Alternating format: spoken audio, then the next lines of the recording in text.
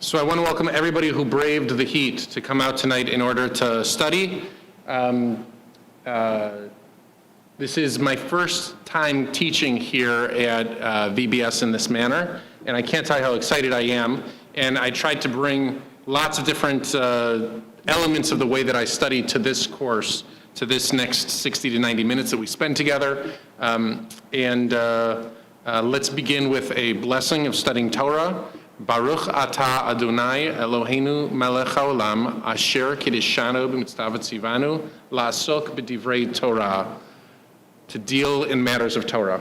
So tonight, what we're going to do is we're going to, I normally don't stand behind a podium like this to teach, so I'm going to pull this out.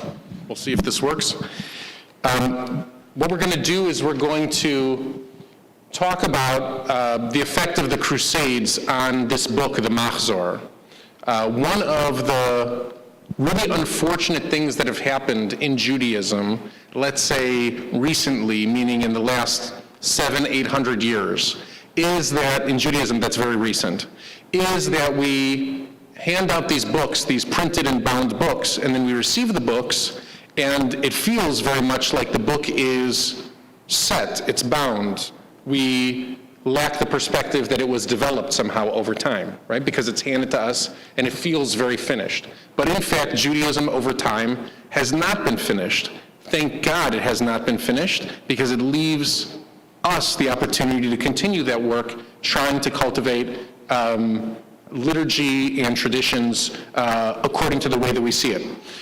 This class tonight is a result of one of the semesters of study that I did at in my PhD program at Claremont Graduate University, that I studied on the Crusades.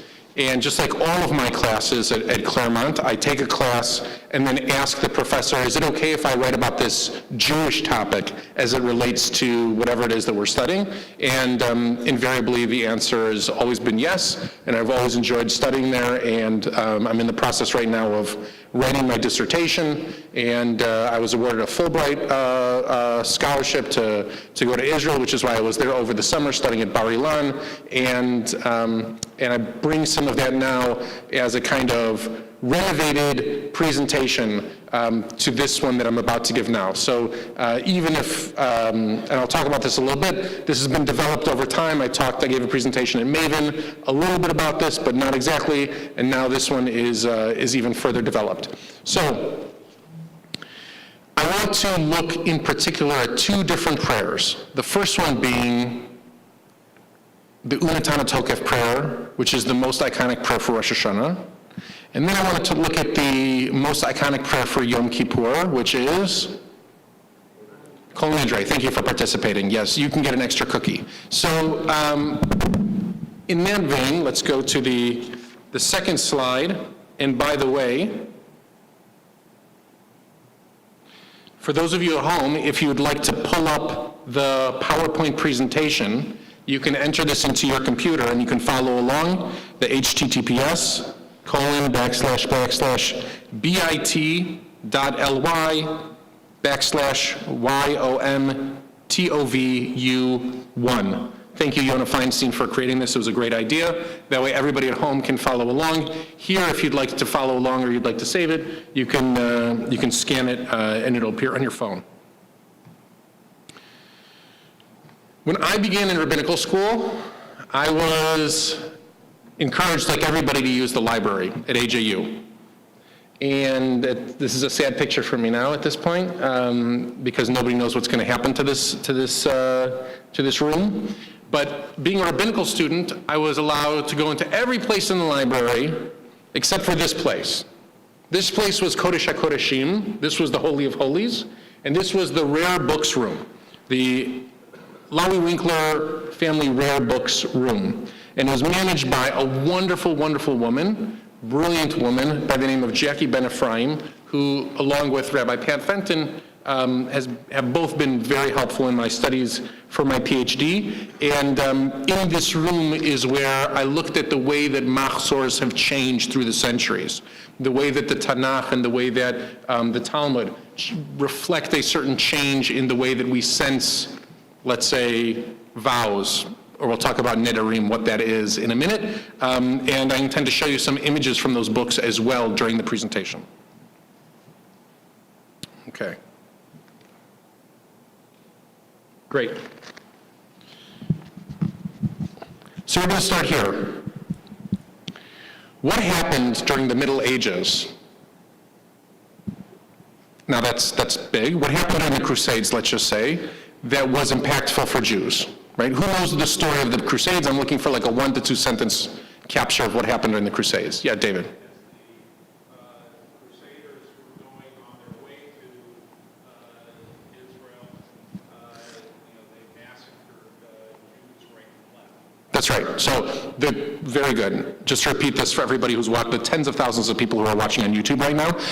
As the Crusaders, right, were traveling to the Holy Land to liberate Jerusalem from infidels, parenthetically, in their minds, those were the Muslims at that time who were in control of Jerusalem. They couldn't wait to begin killing people, right, because that was too long of a schlep. 15 hours on El Al is too long. They needed to kill somebody immediately. And so they began by basically assaulting Jewish communities across Europe en route in what became horrifyingly large pogroms, massacres, that were actually remembered by Jews and non-Jews for centuries after they occurred, This piece of art here, just to give you an idea, reflects the massacre of the Jews of Metz in 1096, which is part of the first wave of Crusades. Jews were massacred in every wave of the Crusade, but in the first wave it was particularly horrifying because Jews did not understand what was about to happen to them, right? Nobody understood that as the Crusaders were going to move across Europe, that this was going to be part of the agenda, that they were so bloodthirsty they couldn't make it to Israel to do what they wanted to do. And so this was painted in the 19th century, as again, this was not commissioned for Hadassah Hospital, right? This was non-Jews remembering the destruction of this community. So if this was so impactful for Europe, right, in large, this must have been impactful for the Jewish people, and we get to the Unataneh Tokef prayer. So if you'd like to open up your Machzors at this point, please open to page 282. I have to tell you, I have not used this Machzor since I was a little boy in Chicago, and so it always puts a smile on my face when we're open up the new Machzor because it's good memories.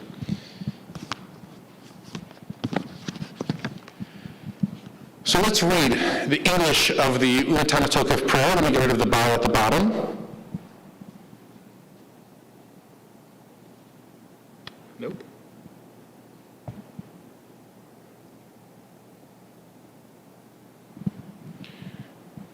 Okay.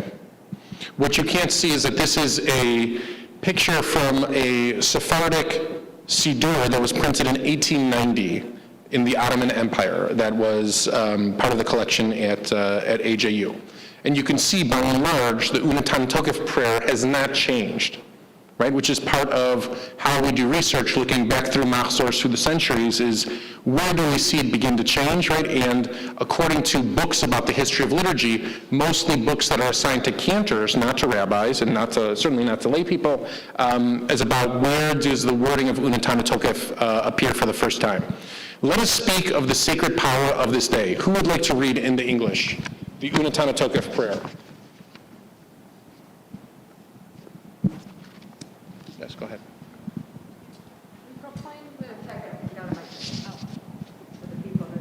Sure, for the thousands of people on YouTube, please.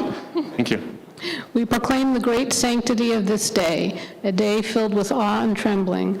On this day, O Lord, we sense your dominion as we envision you on the throne of judgment.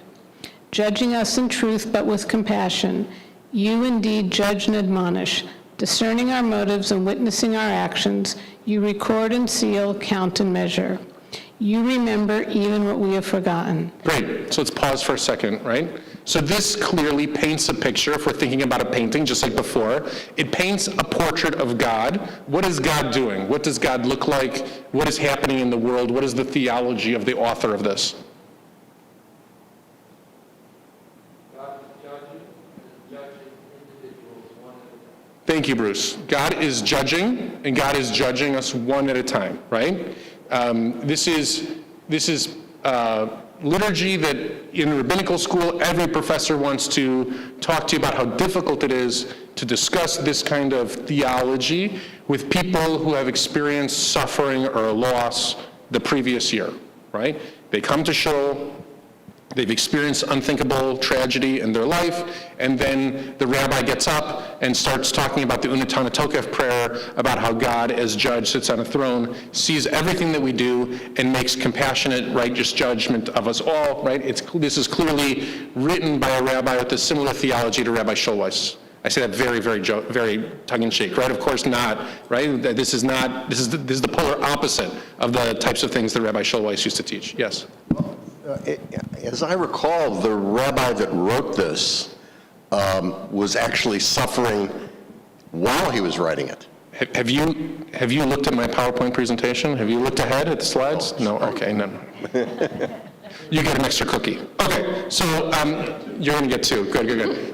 Can you continue reading? You can read the bottom one. The great shofar is sounded. The great shofar is sounded, and a still small voice is heard. Even the angels are dismayed. In fear and trembling they cry out. The day of judgment has arrived, for even the heavenly hosts sense that they are judged, and know that they are not without fault. On this day all of us pass before you, one by one, like a flock of sheep. As a shepherd counts sheep, making each of them pass under the staff, so you review every living being, measuring the years and decreeing the destiny of every creature. So God is judge, and God is also shepherd, right? Both things at once. And like I always say, what should a good Jewish child choose as a profession, right? Not doctor, not lawyer, shepherd, right? Keep that in mind. If you pay attention to the Bible, Talmud, shepherd is really it. Okay, not enough children grow up to be shepherds. Page 285. Would somebody else like to read in English? Now we're getting to the crux of the Unataneh Tokef. Sure. Yes, go ahead. On Rosh Hashanah it is written, and on Yom Kippur it is sealed. How many shall leave this world, and how many shall be born? Who shall live, and who shall die? Who in the fullness of years, and who before? Who shall perish by fire, and who by water? Who by sword, and who by wild beast? Okay, so let's pause. We all get the idea, right? This is a concept that these kinds of decrees are being written in a book on Rosh Hashanah. Judgment is being made, and our future, our year, is unfolding before us, right? It's being determined by this kind of judge. Remind me of your first name. Gary. Garrett. So Garrett was right in saying that didn't the author of this prayer experience a lot of suffering?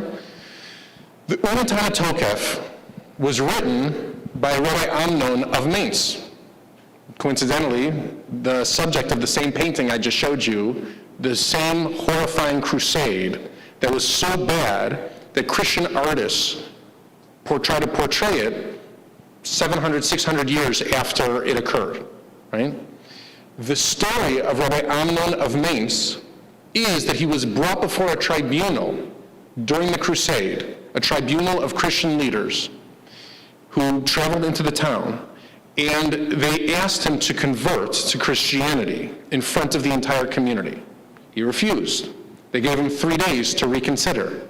After 3 days of reconsidering, he refused, at which point they tortured him in front of the community, and they tore off all his limbs. And he asked his students to take him to the synagogue, and it was Rosh Hashanah, and they brought him into the doorway of the synagogue as everybody was standing up for the Kedusha, the holiest moment on the Day of Judgment, and he extemporaneously speaks out the Unataneh Tokef prayer. Now, let's think about the Unataneh Tokef now and the legend of Rabbi Amnon for 1 minute. From the perspective of that story, what is Rabbi Amnon trying to say in the Unataneh Tokef?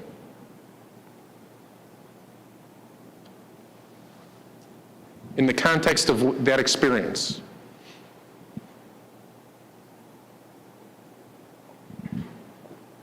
Yeah. Maybe incidents like this are not really completely man's doing, but God's judgment? Okay, that could be one way of looking at it, right? That incidents like that, that kind of pain and suffering is God's judgment, right? Is there another idea? Yeah? No, I'm going back to my Hebrew school in Chicago. Your Hebrew school in Chicago. Oh, all the best Hebrew schools are in Chicago. Skokie, of course. Skokie, yes. So the way I learned it was those 3 days that he had to wait were part of his own doing, that he somehow, and I don't remember exactly how, made the Christians that were assaulting him think that he would consider the possibility of converting. And of course he didn't, but he felt very guilty about it. And I always interpreted this as his overwhelming guilt. Overwhelming guilt. Interesting. Interesting. Okay, so we have guilt, and we also have the idea of maybe what we experience is beyond our understanding. I'll summarize a little bit, okay? I also think that there's a kind of reassurance in the Unataneh Tokef for people who are suffering a tragedy that's not understandable, in the sense that there's somebody who tries to make sense of it, much in the same way that God has made sense of it, much in the same way in Judaism that we don't get a lot of Olam Haba and Mashiach talk when times are very good for Jews. I don't know if you walk around Encino, but there's not a lot of Olam Haba talk out there right now, because this world has been very good to the Jewish people right now. But when we're in places and times when it's not good for the Jewish people, like for instance, 19th century Europe, Olam Haba makes a big resurgence. Rabbis start writing about the world to come all the time, because this world is not a place where Jews want to be. This kind of theology of Unataneh Tokef, of God as judge, that judgment will come for all of us, is assuring for people who are suffering at the hands of others. We understand that? Because it assures us that even for the powerful, there will be judgment day. There will be judgment day. I don't mean to burst the bubble of Skokie Hebrew schools everywhere, but I'm about to say something that might be interpreted as controversial. There is no proof that there ever was a Rabbi Amnon of Mainz. There's a letter that was sent between two rabbis that discuss this legend, this story, in a questioning manner. But for a Rabbi Amnon of Mainz, who's the chief rabbi of Mainz in the 12th century, there's no published literature, there's nothing by students, there's no proof that this legend, in fact, was by a person who lived in the world. Does that mean that the prayer and the story and the origin of this becomes less truthful? No, because the fact that it makes it in and solidified into the Machzor, into a bound book that we're still holding in our hand almost 1,000 years later, means that it resonated deeply within the hearts of generations of Jews who heard it. Right? Of the entire service of Rosh Hashanah, right? If one of us started to sing, Berosh Hashanah Yikatevun, right? The others would be able to answer immediately, Uviyom Tzom Kippur Yechatemun, because that is one of the iconic moments for us. Perhaps it's more iconic for people who don't understand the words, perhaps it's more iconic for people who do understand the words, but regardless, this story and these ideas come from the context of a place and time. And it's following the first crusade that the Unataneh Tokef begins to appear and popularize in Jewish history. Is there any questions first before? Because I'm used to getting interrupted all the time. I've been married for 17 years. Please, you don't even have to put your hand up. Just go ahead. So your description that this is comforting to those who have experienced suffering, doesn't that just hide that under one more layer, one more blanket? What I mean to say is, you still have to ask the question then, if this is all God's doing, and you should take comfort in God's doing, why is God doing this? Right. That's one I have two questions, each one more annoying than the first. No. Yeah. The second question is the broader question of the theology of the high holidays, which is the imagery that we see in this, calling us a flock of sheep, talking about God sitting on a big throne, passing judgment, is very difficult imagery and very off-putting imagery. And you talked about this a few minutes ago, and I was hoping you could come back to how to make sense and get comfort with, maybe that's the wrong word, with that imagery in the holiday, including the sub-thought that anything that I've suffered in the year has to come from God as well. Okay, so I'm going to answer the first question, and I'm going to answer the second question at the very end of this, which is how to create meaning and sense out of the Machzor through all of these layers and kind of scholarly examinations that we're going to do of these two prayers.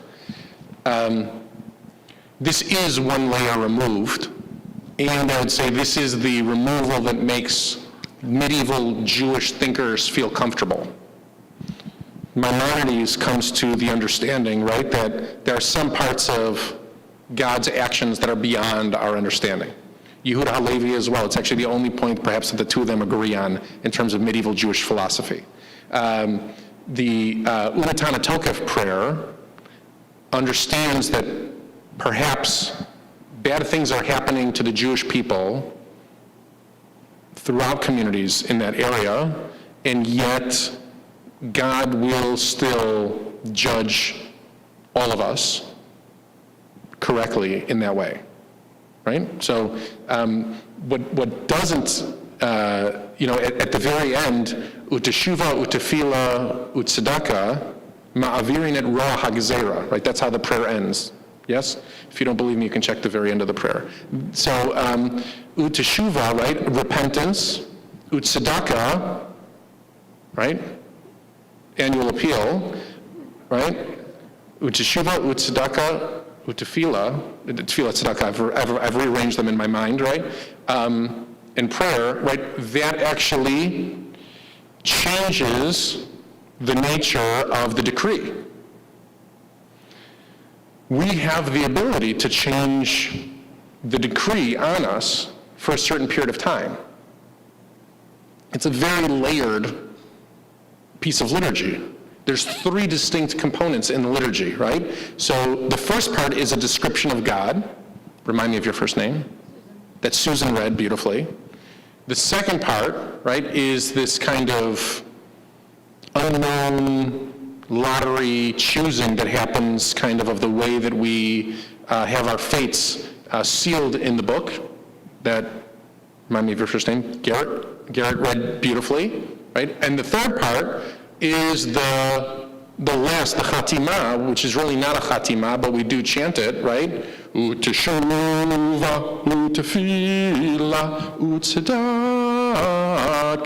I'm not going to sing more than that because the cantors don't like me singing, otherwise it puts their jobs in jeopardy. So it is that last line, right, that shows you that perhaps not everybody believed in this theology 100%.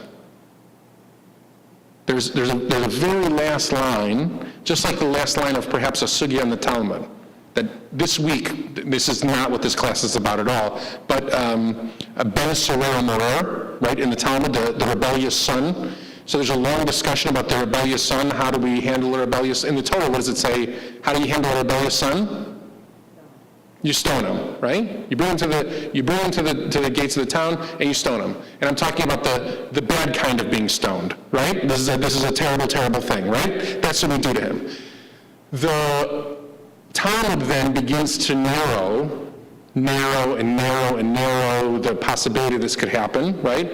Because it's a ben, that means that it could only be a son, it couldn't be a daughter. Right? That's the first thing. So we've cut out now 50% of the Jewish population that should not be brought to the town gates and stoned.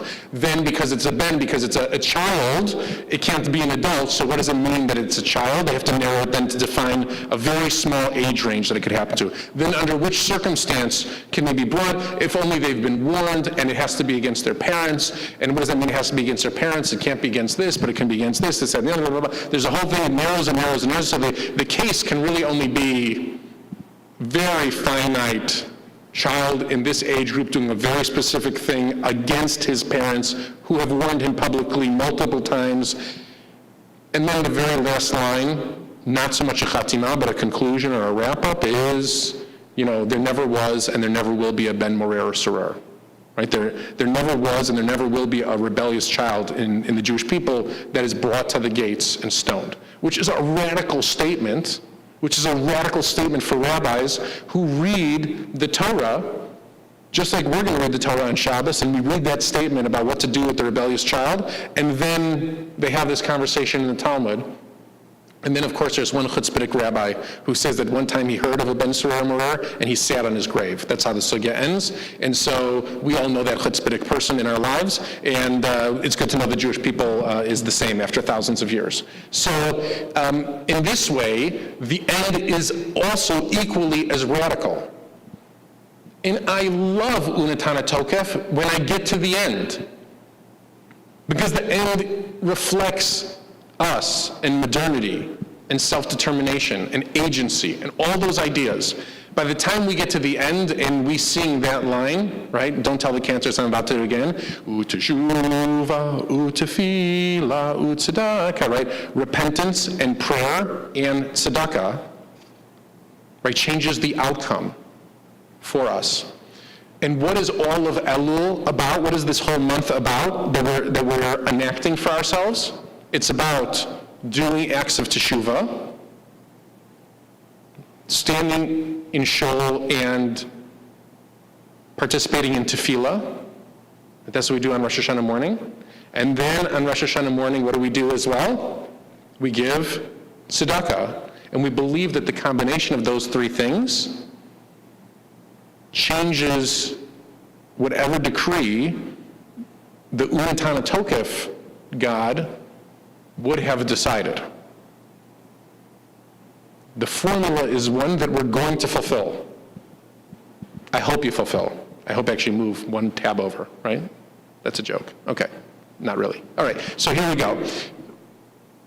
We have to understand that there's layers in every piece of liturgy. Do we know if the last line was written by the original author? We don't. We don't know. We don't know if at some point somebody came along and said, what would be a better ending than who by fire and who by water is a path forward on how we actually change the decree ourselves. And that's why I love doing archaeological digs inside the text, because that would be a question that I have from the outset. It seems as though the first section is a portrait of a very particular God. The second section is the way that God interacts with humanity. And then the third section seems to be kind of a get-out-of-jail-free pass for humanity. We figured out a way to influence God to change God's mind. Does that make sense to everybody? Yeah, 2 questions, great. Okay. So I always had a lot of trouble with this prayer because I don't understand where randomness comes in. Well, according to this prayer, randomness does not come in.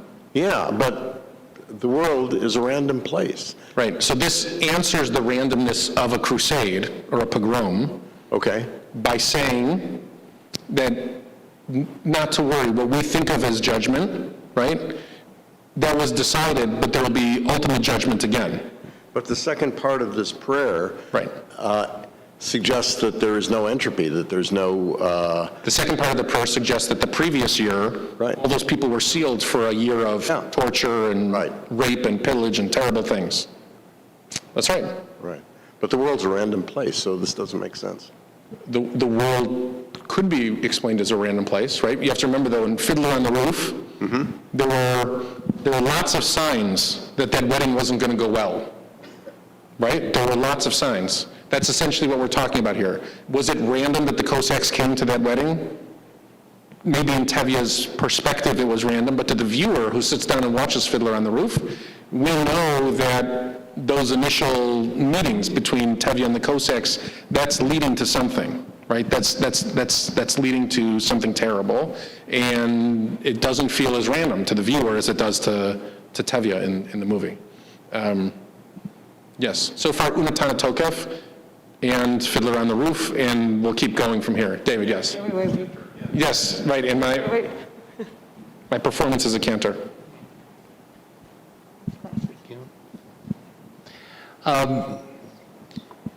An alternative explanation for this. The Jews were not fighters back then, Right. all right? Because they would have been wiped out if they, did anything against the non-Jews in Europe.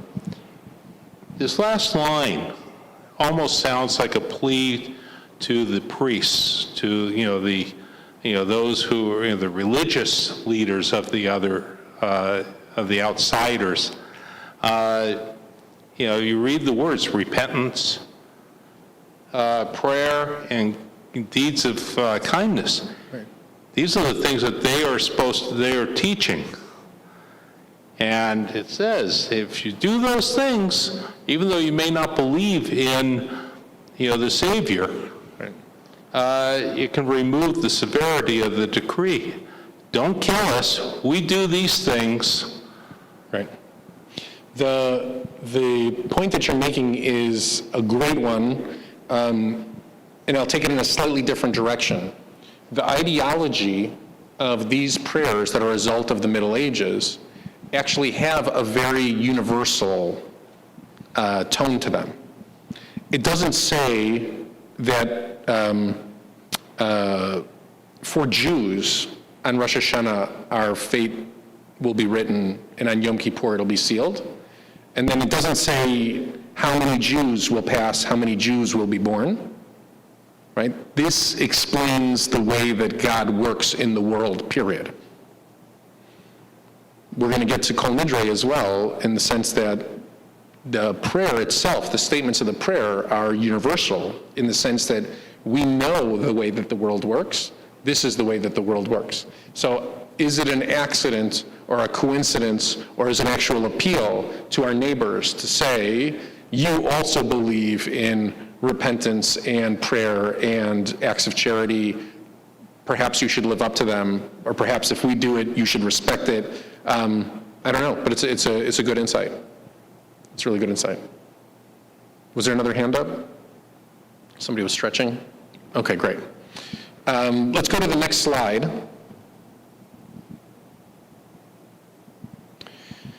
So now we turn to Kol Nidre. Kol Nidre. So this prayer book, or rather, this Chumash, this picture of it, I don't know that everyone has ever looked at a Chumash that was printed like this, right? This is printed from the 17th century, 1617, in Belarus. And this is where this actually, Ki Tidor Neder, right? 23, 22, 24, 22, 24, right? Ki Tidor Neder, right here. So you can see that Deuteronomy, in fact, has not changed in the last 500-600 years, if anybody was curious. But this is, if I wanted to teach Kol Nidre, this is where we would start. The Torah forbids vows, period. When you make a vow to the Lord your God, you must fulfill what has crossed your lips and perform what you have voluntarily vowed. That's what the Torah says in the book of Deuteronomy. I just read it, and I actually printed it in black and white to make it even more forceful. Now, does it say, but if you stand with all of your family and friends in a large room and say, then maybe you're going to break your vows because we know that we're not perfect, so please forgive us in advance, then you're going to be fine? No, the Torah doesn't say that. So where does this idea come from? Because it sounds in the Torah, when we read it, it sounds like it's absolutely forbidden. This is a page in the Talmud, right? This is what the Babylonian Talmud is. I have no idea why it's out of focus. But here, we're in Massacre Nidre, which means vows. Like you can hear the word from Kol Nidre, Neder, and here Nidarim, vows, promises. And here we have a section where I've highlighted the beginning of the Mishnah. You can see Matnitin, the Mishnah, it's taught. And then a couple lines down, you see the big Gimel Mem for Gemara. So here, the Mishnah recalls Rabbi Eliezer ben Yaakov says, even one who wants to take a vow, prohibiting another from benefiting from him, but only in order that he should eat with him, not intending to take an actual vow, should say to him at the outset, any vow that I take in the future is void. What does this sound like?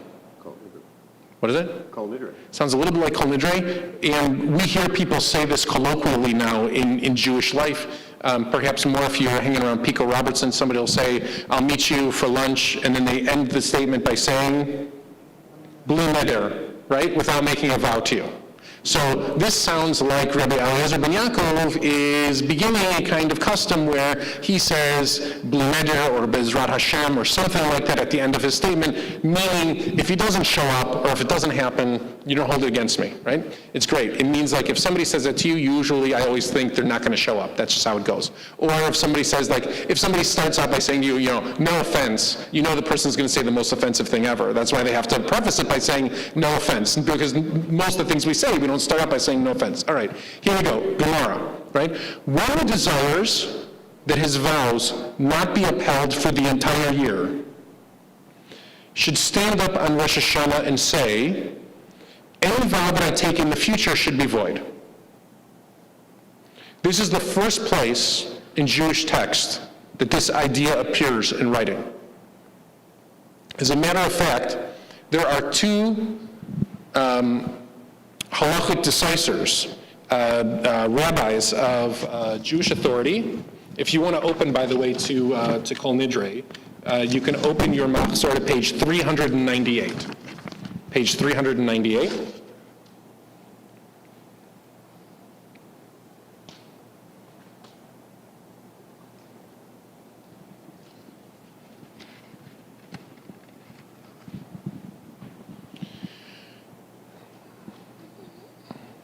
Rabbi Natranai and Chai Gaon, who are rabbinic figures in the 11th century, we're talking about the 1000s, so the same time as Maimonides, right before Rashi, they say this is not allowed in the Jewish community. They rule against the idea that this should become a custom, right? This is a fallback plan, right? This is in the event that one needs to do something like this. In the extreme, you do this. But it should not be ritualized in the sense that Jews should not start doing this. So how and why do Jews start doing this? Because we like it. We find it very meaningful. Does anybody during Kol Nidre actually think about vows that they're actually going to make the upcoming year that they'd like to be nullified, or vows during the previous year that they, no, never. I'd argue that none of us do. Kol Nidre has become a custom that has nothing to do with vows. What happens during Kol Nidre for most of us? Has anybody in this room been to Kol Nidre before? Yes? Okay, good. What happens during Kol Nidre? Describe it to me like I've never been here, because in fact, I've never been here before. Please describe it to me. What happens during Kol Nidre?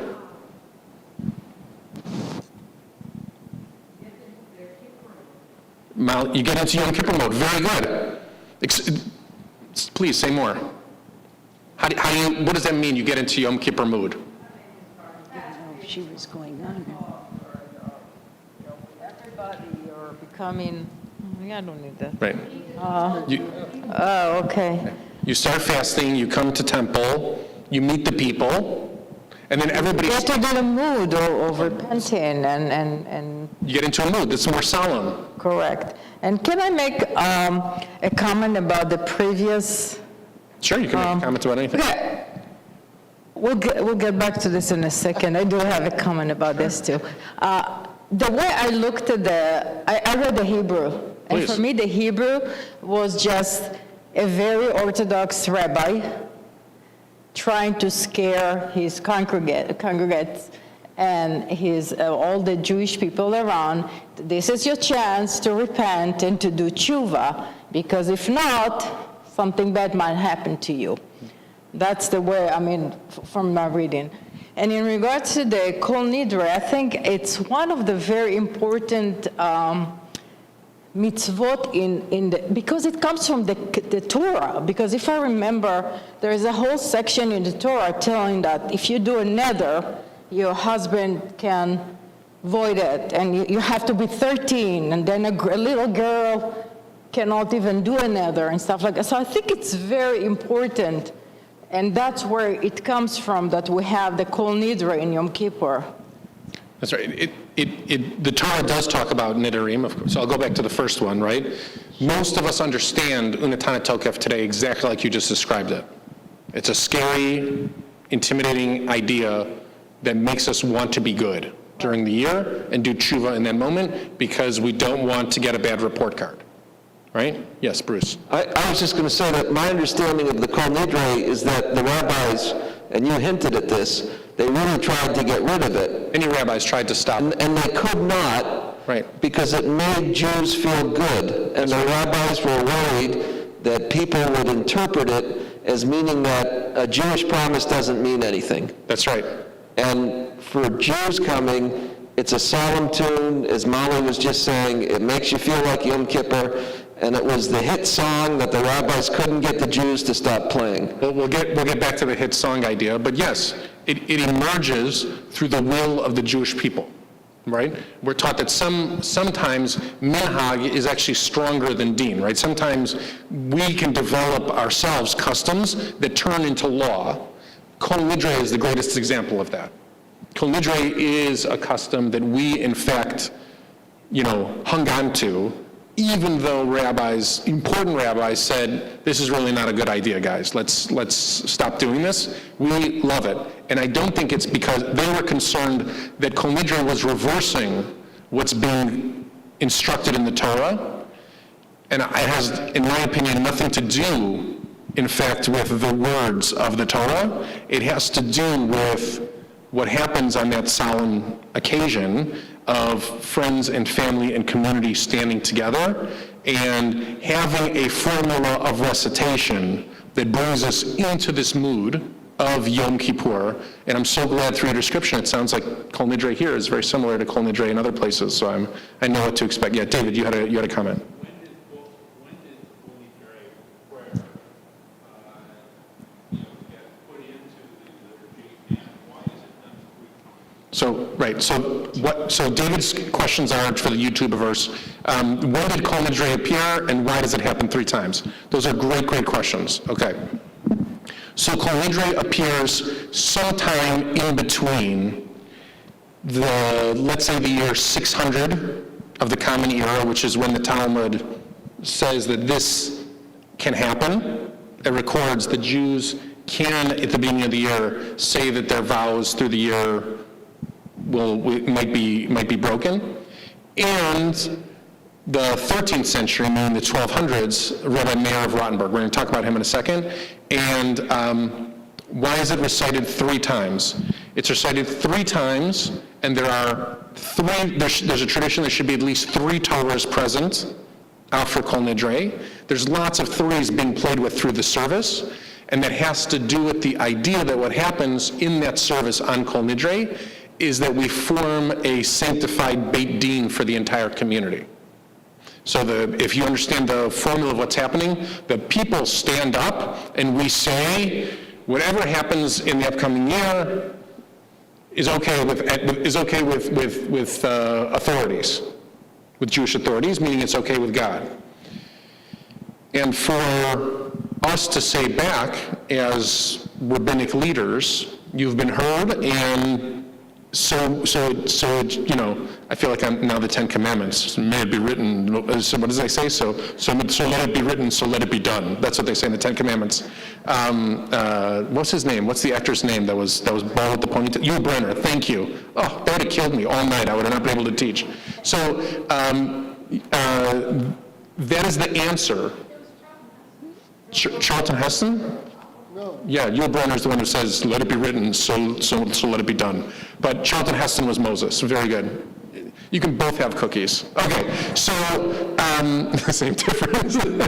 So, there's a lot of threes. It takes 3 rabbis to form a Beit Din, or a court, that actually verifies any kind of decision that's made in Jewish halachic life.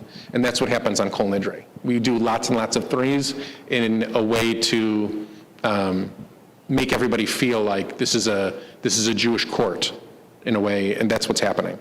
That's what's happening. So there is a kind of judgment that's being made, and it's being orchestrated kind of in a way for everybody to feel like their prayer was heard, in fact. Let me move on. Why do we know that it's, why do we know that Rabbi Meir Rottenberg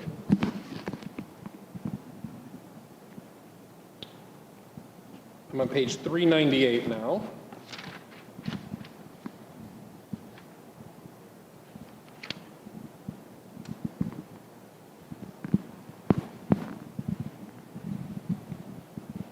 On page 398. Before we get to Kol Nidre, Meir Rothenberg, not Meir of Rottenberg, Meir Rothenberg, 13th century, wrote this introduction. He's credited with writing the introduction. So I don't know how many people have paid attention. There's 3 lines before Kol Nidre begins. You have to get here really early to services to hear these 3 lines. Most people are parking their car and rushing in and pushing, each other out of the way to try to grab seats by the second rendition of Kol Nidre, right? Make sure to be listening by the third. But this is the introduction of Kol Nidre. B'yeshiva shel mala, right? In the court, or by the authority of the court above, u'v'yeshiva shel mata, by the authority of the court below. Al da'at hamakom, by the wisdom or the consent of God, the divine, and by the wisdom and consent of this congregation, al da'at hakahal, anu matirim lehitpalal im ha'avaryanim. I don't know if anybody's ever paid attention to that last line. Like, we are prepared. It is permissible. We allow ourselves, really is who we're saying, to pray with sinners, with transgressors. Okay, so we are, in fact, talking about the people standing next to us as we're about to recite Kol Nidre, right? That we just want everybody to know that it's okay that I am standing next to that person over there, who I know is absolutely, transgressed a lot this past year, and it's okay that we're praying together. Well, both of our prayers will be heard. The question is, why does that get added? Why is Rabbi Meir Rothenberg credited? This is a Machzor from the 18th century. And in the 18th century, what's interesting is that originally, if you can see, those first 2-3 lines I think here, they get printed very small as an introduction to Kol Nidre. And if you look at Machzors that are printed today,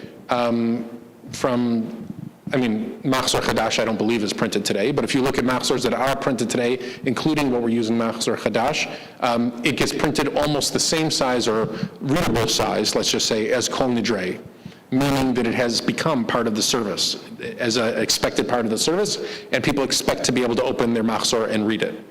What is the context of somebody writing this kind of thing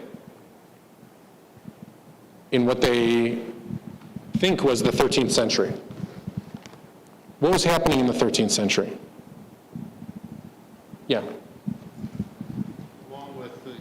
Along along with the Kol Nidre prayer, this is a time when, the Crusades were going on. And the Crusades. Jews were being pressed. This is Second Crusade, I believe. That's exactly right. The Jews were being pressed to convert, and many of them did. And so the whole prayer was to say, all right, you can say you're going to convert, but you're asking permission for everyone in the congregation to forgive you that you really didn't mean it. That's exactly what David is saying is exactly right. As a matter of fact, there were many Jews who did convert, who lived out as Christians to avoid the raping and pillaging and murder of their families, and they would come to shul on Kol Nidre. And how do we think that made the Jews feel who were standing in shul on Kol Nidre, that these people who were Jews, who opted out of the community in order to save their families, would show up? What do we think the reaction was of the Jewish community? Right? Justifiably angry. Justifiably angry at these people. So this introduction that explains, again, that by the heavenly court and the earthly court, by divine consent and by consent of this congregation, it's all right that there are people here who have made mistakes. And we can all stand and daven Kol Nidre together.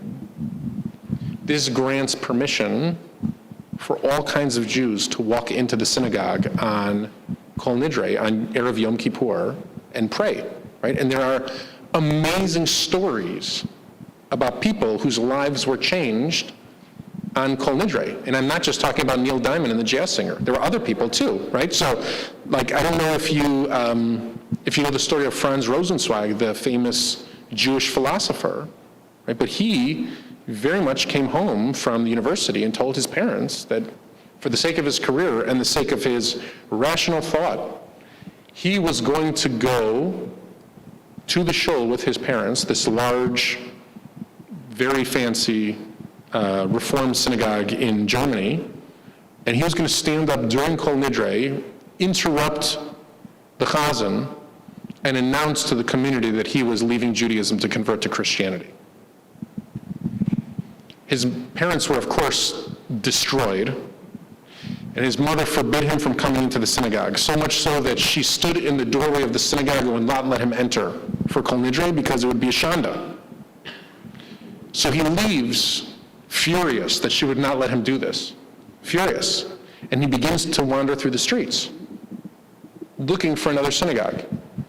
And then as his story goes, he ends up stumbling upon what is a shtibel, and a type of davening that he's never seen in his life before, and he hears the haunting melody not through the organ, but through the voices of hundreds and hundreds and hundreds of people praying together, and decides to go in, and he has this incredibly spiritual moment in his life and becomes a Jewish theologian, try to explain to people why it is that he could experience that in that moment. That's why he develops a theology or a philosophy, let's just say, of not yet, right? So if you say to him, he always uses, does he wear talit and tefillin every day? Not yet. There could be a moment where he becomes inspired to do it. It lies out there as a possibility for him, and yet he needs the moment to inspire him to do X, Y, and Z, just like he received it in that moment, in that Kol Nidre. How are we doing on time? We're doing okay? Yeah? Okay, great.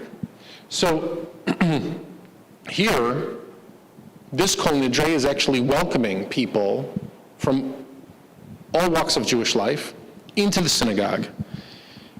And we're saying that we recognize that not everybody, and this speaks to where we sit today, I just want to point out, very much so, we recognize that not everybody who's standing in Kol Nidre agrees with us, and we don't agree with everybody in Kol Nidre. And yet there's something more profound that's about to happen than just davening with people that we agree with. Because it was happening in the 13th century. The Jews from different perspectives would stand in a room together who I would argue had a much greater divide in the 13th century than we do today. They would stand in a room together and they would recite these words and create this solemn, family, serious moment, right, in which they feel part of the Jewish people and connected to the tradition and God. Any questions about Kol Nidre before I move on, after studying these opening 3 lines? Yeah? I just have one question, and that is that it makes sense the way you explained the issue of renouncing the vows, and it sounded like it's prospectively between this Yom Kippur and next Yom Kippur, but the translation here says, may all such vows between ourselves and God from last Yom Kippur. Right, from last Yom Kippur to this Yom Kippur. Is that a mistake? Or? No, it's Miyom Kippurim Shavar. I'm telling you, the cancer should be worried, right? So that's from the Yom Kippur that passed until this Yom Kippur, Haba. But that's doing it after the fact. That's even the one that's going to come up, right? So these are all different variations of the Mishnah, right? Of saying that moving forward. I like doing it prospectively better. Prospectively. Yeah. Okay. And of course, right, the Kol Nidre prayer is not written in Hebrew, right? It's written in Aramaic, which means that it comes out of the same rabbinic era, essentially, of the Talmud, right? Or perhaps immediately post-Talmud, somewhere in there. So we're talking about the 5th, 6th, 7th century, 8th century, somewhere in there. The Kol Nidre liturgy is written, and the haunting melody of Kol Nidre actually popularizes during the Middle Ages as well. Southwest Germany, around the year 1500, is where they accredit the melody that's become universally the Kol Nidre Nusach, right? Kol Nidre, 1500, Southwest Germany, which is that area between France and Germany is an area where Jewish life was thriving in the early part of the Middle Ages. Okay, any questions about Kol Nidre before we move on? Do you think that the Hebrew, that 2 lines there from Yom Kippurim, what does it say here? מיום הכיפורים שעבר עד יום כיפורים הבא עלינו לטובה. Do you think it was an addition later on? Because it's in Hebrew? Yes. Right. So no, I don't think it was an addition from later on, because if you read the Talmud is written in kind of the way that my grandparents spoke English, which was some English, some Yiddish, some, all put together. And it was very difficult to tell if they knew that they were moving between one language and the other when they moved. The Talmud is written very much like that, between Aramaic and Hebrew. There are conversations that happen all in Aramaic, there are conversations that happen in Hebrew, and there are conversations that are happening in Aramabru. And this reflects that kind of sensibility as well, that there are words that we know are Hebrew. There's one line, essentially, like you're saying, there's a line and a half that's just straight Hebrew in the middle of a lot of Aramaic. So if someone told me and showed me that this was from an insertion from a different time, I wouldn't be surprised, but to me this doesn't seem like out of the ordinary. To me, it could be either or, I think. I mean, if I read it without, it makes sense, and if I read it with, it makes sense. Right. So it could be an addition to me. Thank you. Okay, I'm going to show you 2 more examples of this kind of liturgy that's lesser known. One is much lesser known because we don't do it here at VBS. Most conservative synagogues don't do it at all. So Machzor is a prayer that we all know from Hanukkah, right?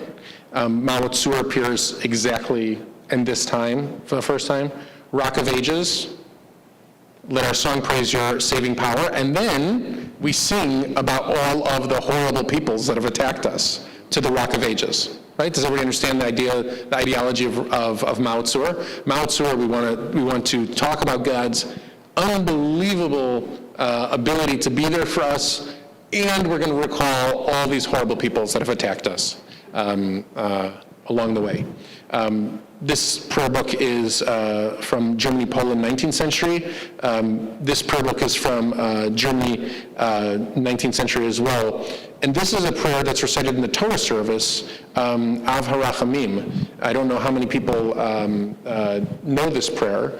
We don't recite it. It happens right before the Ashrei during the Torah service. It's usually printed in conservative prayer books in smaller print, which means that there was tension in whether we should include it at all. And then Father of mercy, Av HaRachamim, who dwells on high in his great mercy, will remember with compassion the pious, upright, blameless, holy communities who laid down their lives for the sanctification of his name. So we're remembering martyrs from the Jewish people, and this happens in Orthodox communities and Chabad, if you go, every Shabbos, except for Shabbos where Tachanun wouldn't be recited, even though Tachanun is not recited on any Shabbos. That's a formula where lots of Shabbos prayers. And again, this is the same ideology that gives birth to the other two. Now, I want to end with this slide, and I'm going to come back to Bruce's question that Bruce asked long ago. If anybody can remember the question, you get an extra cookie. The question is, how do we understand the archaeology of liturgy? Does everybody understand my question? Archaeology is that we stand on ground, right? I don't know how many people have ever gone to Israel and then you participate in a charade where they welcome you to dig and then sift, and then everybody complains how hot it is, then they sell you a t-shirt for very expensive shekels that say, "We dig Israel," and then everybody leaves excited that you experienced it. What's funny is that we have friends. My son is friends with the boy in the family. They went to Israel, and the kid actually found something really, really valuable. He found a vase intact from Second Temple times, and when he pulled it out, he was so excited, and then he gave it to his mom, and then his mom said, "I think we found something," at which point two very strong Israeli men ran over and grabbed it out of her hands and told them all to back up out of that area, back up, back up, back up. Then they roped it off, and then they moved the tourists over to some other area because this was an area where actually digging should occur, so leave it to professionals. It's a very funny story about We Dig Israel. So he got a t-shirt for free, you should know. That was what the great reward is. His name is not going to be in the museum, but he got a t-shirt for free. Even better. So here is basically, if we did liturgy coming from Israel, liturgy coming from the diaspora, if we begin digging into the Machzor, into the Siddur today, thinking about it in terms of digging, the top layer would be modernity, right? Because we're digging down the layers so the top layer would be modernity. The next layer of the end of the Middle Ages would be kind of Kabbalistic, mystical tradition. Then we get into the Middle Ages itself, which is where we spend most of our time. Middle Ages in the diaspora. Does everybody see where we spend most of our time, just to put it in context? Then underneath, we have the rabbinic period, which can be divided into two different things in the diaspora versus inside the land of Israel. And then underneath that is the biblical era, which we've examined a couple times. So a couple times, like for Kol Nidre, we began biblical, and we went to rabbinic and diaspora, the Babylonian Talmud, and then we ended in Middle Ages talking about Meir Rothenberg. Does everybody follow? Okay, so we saw it develop, and then it gets printed in Machzor moving forward, and those three lines get bigger and bigger until they are, in fact, part of Kol Nidre itself. It's the introduction to Kol Nidre. What I like to do sometimes is to dig backwards. And the question is, Bruce, restate your question, just very briefly. It was something like, how do I make meaning out of... How do I make sense of the theology in the prayer? Great. That's what Bruce said. Louise, you don't have to give the microphone. So how do I make sense of the theology? A lot of times when I recite the Haggadah on Pesach, I don't know if that happened to anybody else's family, but we would read the Haggadah, we'd read the Haggadah, we'd read the Haggadah, and then somebody in my family would say something about the Shoah, and then the Pesach Seder kind of breaks down. There's kind of an argument, where was God? God did it for those people, but not for 1.5 million children. And especially in our family, it was obviously, it obviously meant a great deal. And then we all drank Slivovitz, and then we'd go back to reading the Haggadah. So Slivovitz solves a lot of Jewish problems.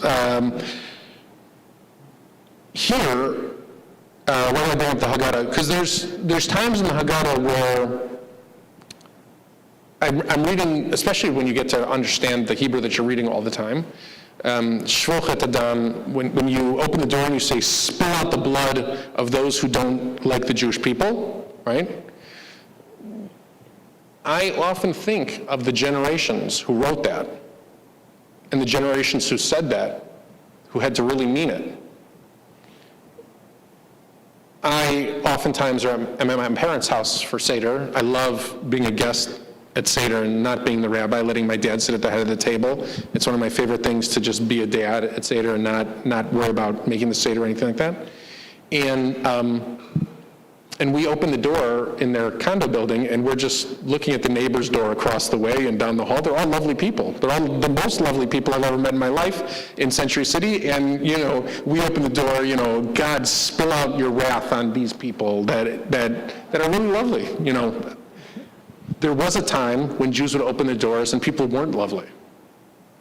And when I say things like that, I often, and I didn't do this through rabbinical school, I do it now through my PhD studies, through the Fulbright, going to Bar Ilan, through thinking about this. I get to stand and say those words and try to express love for the generations of Jewish people who said those words as a coping mechanism so that I could say those words and think of them.